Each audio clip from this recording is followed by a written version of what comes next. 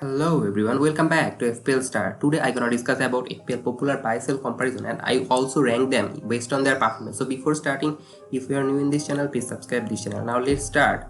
The first buy you should consider for game week 5 is Rodrigo, because his fixture looks amazing. Everton, Brentford, Nottingham Forest is very good fixture, and I think Rodrigo can give you some attracting return as well. And he is now playing as a striker as Bamford is injured, so that's a very good reason for Rodrigo to get some good point for your team, and that's why I think he is essential. And 190k manager transfer him in for game week 5, and that's a very good thing. The second player you should consider bringing this game week 5 is Pascal Groove, and he looks amazing. He playing in the advanced start for Brighton, and he is just 5.8 million. His value now increased 0.3 million, and if you look at his fixture, it looks good. Fulham, Bournemouth and Crystal Palace is very good, and his XG and XA is very good. It is 0.88.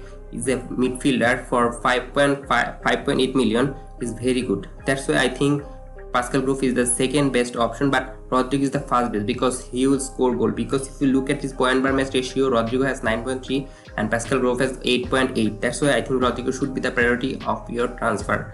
Then if you want to double transfer in midfield, then Pascal Groove can be the option if you don't have them. The third and fourth option is Haaland from Manchester City. If you don't have a Haaland, you should bring him in because his next fixture is Nottingham Forest, and in that fixture I think Manchester City will score a lot of goal, and if Haaland start in this match, I think he will score a lot of goal, or he can give you some attracting return as well. There is slight chance that in this match Haaland can be rested, and if he is rested he will not play, so that's why you can keep some, your bench will play then. That's why I think Haaland should be the transfer you should make if you don't have him. And the fourth option for transfer in this game week should be the Alexander-Arnold, because Alexander-Arnold fixture not looking so good. Newcastle is not very good for clean sheet for Liverpool, but he is very much attacking. In last match you can see that he scored 1 goal and provide 1 assist against Bournemouth, and that match Liverpool won 9-0 to Bournemouth, and that's why I think Alexander-Arnold is a good option, but he is not essential because his fixture don't look good. Now I'll move on to the fifth and sixth priority based on their performance is Saliba. He's just 4.6 million, and now Zinchenko is injured, so I think Saliba is a very good backup option for Arsenal defense if you want to go for it, and that's why I think he is a good option for your team. But he is not so much attacking. His goal ratio is 0.23, which is not good for a defender, and that's why I think he's a good option, but he is not essential. The sixth option people transferring is Sanchez. He's 134k manager transfer him in because he is the most scoring goalkeeper in FPL right now, and his value is just 4.6.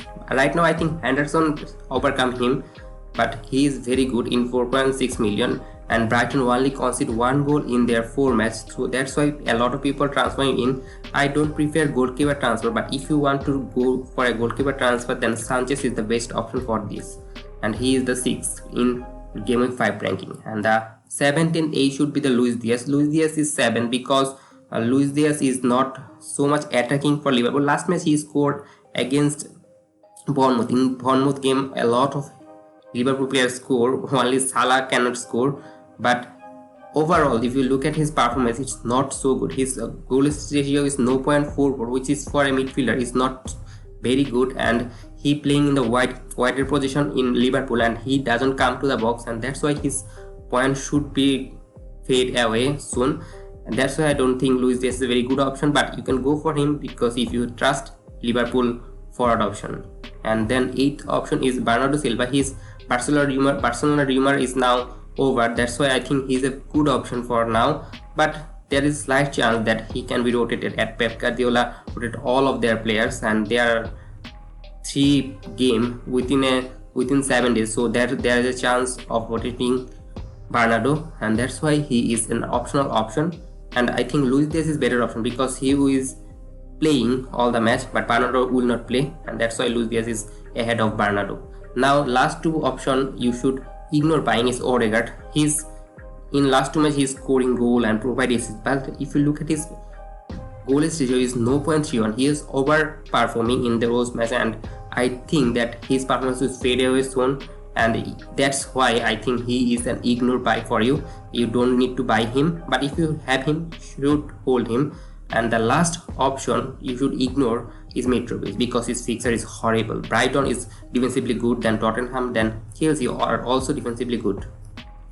Now I will move on to the popular sell category, and the first player you should sell from your team is Zaha because he is now injured. He has a leg injury and I don't think he will play next match, so that's why I think you should sell Zaha because he is 7.1 million and you don't want to waste your 7.1 million budget for a player who is injured. The second sale should be Zinchenko. There is a slight chance that in Aston Villa match Zinchenko can play, that's why I don't think he's an essential sale, but he can be benched in that match also, and he can make some horrible things for your team if he get benched, and that's why I think Zinchenko is a good sell for your team. And if you want to sell Zinchenko, that's okay decision for me.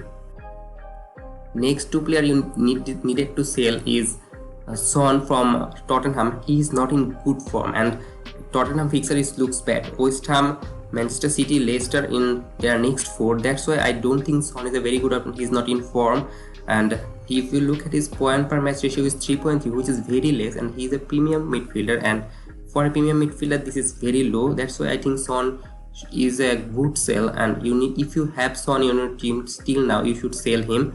Then the fourth option should be Saka. If you have Son in your team, you should sell Son first. Then if Saka is there, you should need to sell Saka because you can go to Martinelli or Odegaard also for Saka because Saka is not looking attacking. He's sometimes playing as a wing back for Arsenal. That's why I think he's also a sale for your team.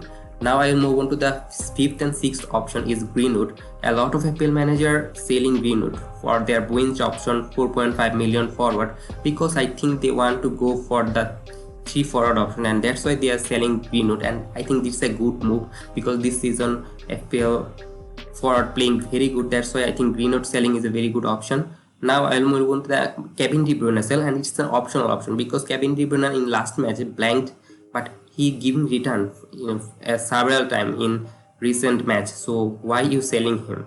But some people selling him because they want to go for Salah or they want to spread their budget. That's why they are selling it. I think that's a good thing, but I don't think it's a very essential thing for you, and that's why I think Kevin De Bruyne is an optional sale. Now I will move on to the next two sale is Ivan Toney. People selling Ivan Toney. Why?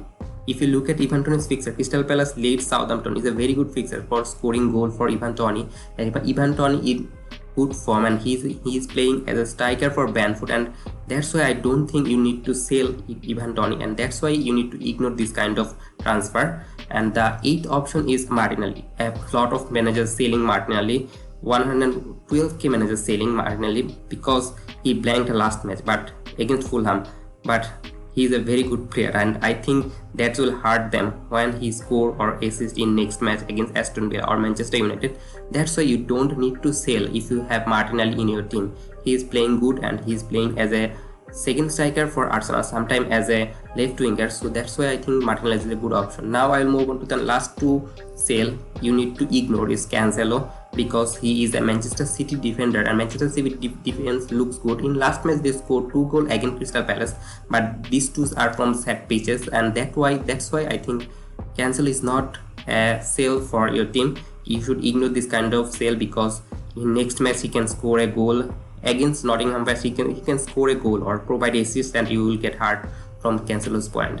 And the last option, people selling Salah, the FPL king, and that's not a good move because in next match he will play Newcastle. It's a hard match, but Salah still can score goal, and I think he's the best FPL player in this season FPL also. That's why I don't think it's a good move to sell Salah, and that's why I put him in the ignore category. And if you enjoyed this video now, please like this video, and if you are new in this channel, please subscribe this channel and don't forget to press the bell icon. Happy fantasy, good luck for your team.